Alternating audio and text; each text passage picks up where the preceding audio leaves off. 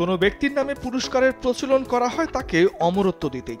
তবে নিজের নামে প্রচলিত পুরস্কারের জন্য নিজেই যদি কেউ মনোনয়ন পান তাহলে সেটা অবাক করার মতোই। ঠিক এমনই কাণ্ড ঘটেছে ফিফার বর্ষসেরা গোলের পুরস্কারের ক্ষেত্রে। প্রতি বছরই ফিফা বর্ষসেরা ফুটবলার কোচের পাশাপাশি বছরের সেরা গোলের জন্য দিয়ে থাকে পুরস্কার, যার পোশাকি নাম পুস্কাস অ্যাওয়ার্ড।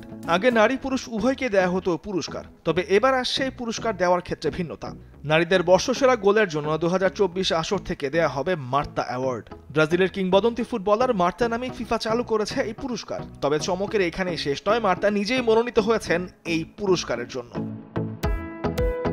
পুরো নাম মার্তা ভিয়েরা দা সিলভা হলেও বিশ্ব ফুটবলে তিনি পরিচিত মার্তা নামে, যাকে অনেকেই ডাকেন স্কার্ট পরা পেলে নামে। 6 বারের ফিফা বর্ষসেরা নারী ফুটবলার মার্তা পুরুষ ও নারী মিলিয়ে ব্রাজিলের হয়ে সর্বোচ্চ গোলদাতা। শুধু তাই নয়, নারী বিশ্বকাপের সর্বোচ্চ গোলদাতার রেকর্ডও তার ঝুলিতে। তার নেতৃত্বে ব্রাজিল জিতেছে কোপা আমেরিকা ফেমিনিনা ও প্যানাম গেমসের স্বর্ণপদক। এবার মার্তার করা একটি গোল মনোনয়ন পেয়েছে ফিফার বর্ষসেরা অ্যাওয়ার্ডের জন্য। চলতি বছরের জুনে জ্যামাইকার বিপক্ষে একটি প্রীতি ম্যাচে মার্তার অসাধারণ একটি গোল ফুটবল বিশ্বে আলোড়ন তোলে। মাঝ মাঠ থেকে বল নিয়ে এক ডিফেন্ডারকে কাটিয়ে এগিয়ে যান মার্তা।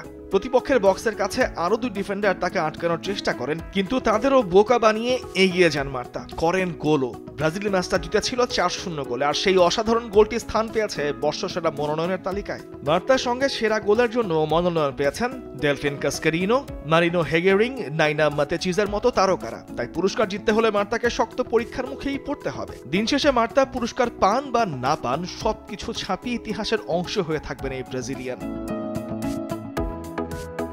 মার্তা অ্যাওয়ার্ড কেবল নারীদের সেরা গোলকে স্বীকৃতি দেওয়া নয়, বরং এই উদ্যোগ নারীদের ফুটবলের স্বতন্ত্র মর্যাদা প্রতিষ্ঠার এক অনন্য মাইলফলক। আর মার্তার মতো কিংবদন্তি ফুটবলারের নামের পাশে এই পুরস্কারের নাম যোগ করায় নারীদের ফুটবলে যে অনুপ্রেরণার বাতিঘর হয়ে থাকবে সেটা আর বলার অপেক্ষা রাখে না।